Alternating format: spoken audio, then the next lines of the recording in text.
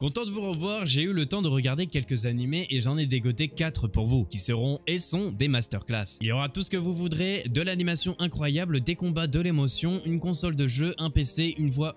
Attends, qui a rajouté ça? Mon nom est toujours Oshio, comme d'habitude, le petit like ça fait plaisir et ça aide beaucoup. Et mettez dans les commentaires, vous êtes plutôt team Isekai ou team Shonen? Bref, vous êtes là pour la vidéo, alors c'est parti. On va commencer crescendo avec cette vidéo. En gros, à une époque, deux races cohabitaient en paix, les humains ainsi que les yokai. On nomma cet endroit le paradis terrestre. Cependant, sous l'influence de puissantes ondes négatives générées par une mystérieuse magie noire, les yokai sont devenus des monstres sanguinaires et ont commencé à attaquer et dévorer les humains. Cette dangereuse magie est utilisée dans un but particulièrement sombre, ressusciter le roi démon taureau. Afin de contrecarrer ce plan, la déesse Kanzeon décide d'envoyer Genjio Sanzo et ses trois disciples Sangoku, Chuhakai et Cha Goijo vers l'ouest dans l'espoir qu'ils puissent faire face à la menace. Comme vous l'aurez compris, on va suivre ces 4 personnes dans le but de trouver qui est l'auteur de ces manipulations et donc sur leur chemin, plusieurs obstacles s'offriront à eux. Enfin, si c'est le bon mot. Arriveront-ils à découvrir qui les manipule et surtout comment? Eh bien, pour le savoir, regardez Sayuki Reload Zero Win. Il touche pour genre aventure, comédie, drame, fantastique, josei, surnaturel et pour thème démon, folklore, monstre, voyage, fait par le studio d'animation Liden Films est disponible sur ADN. Yusha Yamemasu, l'histoire est centrée sur Léo, un héros surpuissant qui a sauvé le monde de la menace du roi démon. Cependant, maintenant que la paix est revenue dans ce monde, la puissance du héros est devenue, un danger. En effet, à cause de cette puissance hors du commun, les humains ont commencé à le craindre et donc à retourner leur veste. Forcé à l'exil par le roi, Léo décide de mettre sa puissance au service du roi démon. Alors qu'on le rappelle que c'est tout de même lui qui a décimé toute son armée. Mais après avoir entendu que l'armée du roi démon était en reconstruction, alors dans son nouvel environnement, Léo va utiliser ses compétences afin de faire renaître l'armée du roi démon qui est sur le point de s'effondrer. Bon, comme ça, vous allez me dire comment a-t-il pu rejoindre l'armée qu'il a détruite? Eh bien, disons qu'après s'être confié aux 4 généraux du démon sur les raisons de son ambition à rejoindre l'armée démoniaque, il utilisa donc une autre identité afin que le roi démon ne sache pas qui il est réellement. Seuls les 4 généraux le savent. Mais bon, après tout, il se cache mais sans avoir peur. Non, sérieux, sa puissance est incroyable. En bref, sa force n'a tellement pas de limite qu'à chaque épisode vous serez étonné. Mais où peut-il bien s'arrêter cet homme? Ouais, j'en fais peut-être un peu trop là.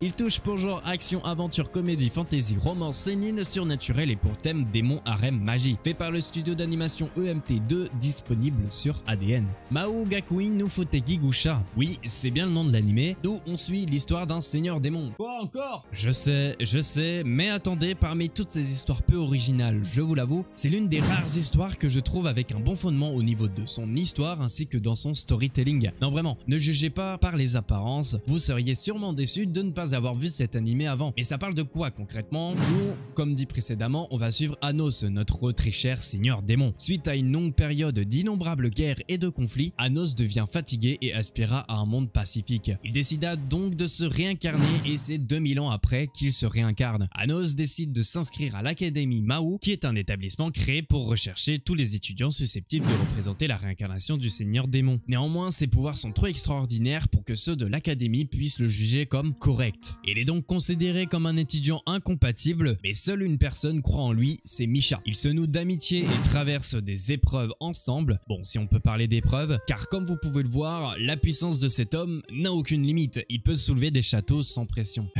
Décidément. Mais rassurez-vous, ce n'est pas une histoire bête et méchante. On aura une vraie intrigue qui m'a d'ailleurs aspiré tout le long. Sérieusement, vous ne risquez pas de vous ennuyer dans cet animé. Ça, je peux vous le garantir. Parmi les animés traitant du sujet par rapport aux réincarnations des démons, je pense que c'est le meilleur que j'ai pu voir jusqu'à présent. Dans cet animé, on a une variété de techniques magiques et nous avons une animation plutôt sympa. Vraie thérapie cet animé, sérieux. Alors, vous attendez quoi? Allez regarder Mao Gakui no Futeki Gusha. Il touche pour genre action, comédie, fantasy, school life et pour thème démon, magie, monstre, réincarnation, fait par le studio d'animation Silverlink, disponible sur Wakanim. Bon, comme vous l'aurez compris, on touche à la fin de cette vidéo et donc par conséquent c'est celui que j'ai préféré par rapport aux 4 autres que je propose aujourd'hui. Cet animé est vraiment une masterclass. En gros, nous on va suivre l'histoire de Will. À sa naissance, il se fait élever par 3 gardiens morts-vivants, Blood, Gus et Mary. Notre très cher Will va donc suivre attentivement les leçons qu'on lui donne. Pour une raison inconnue, notre protagoniste se souvient de son son ancienne vie qui n'a pas été une partie de plaisir pour lui. Pour être honnête, c'est pour cela que dans cette nouvelle vie, il compte bien la réussir. Une fois son entraînement fini, il part à l'aventure et quitte sa famille après 15 ans. Et c'est là que nous allons le suivre dans son aventure. Vraiment, cet animé est très bien construit, que ce soit dans la narration ou dans l'émotion que l'animé nous apporte. Le petit point que je trouve original, c'est ce côté bénédiction des dieux, etc. Ces bénédictions vont apporter des traits à notre intrigue et à notre personnage. Bref,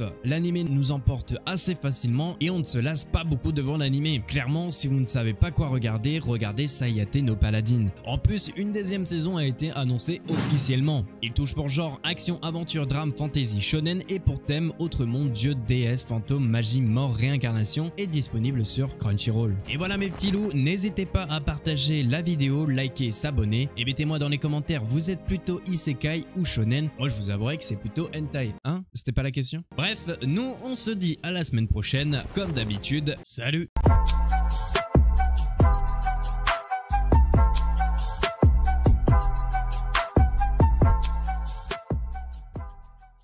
Bon, quel hentai je vais regarder? Merde, j'ai pas coupé, c'est pas ce que vous croyez.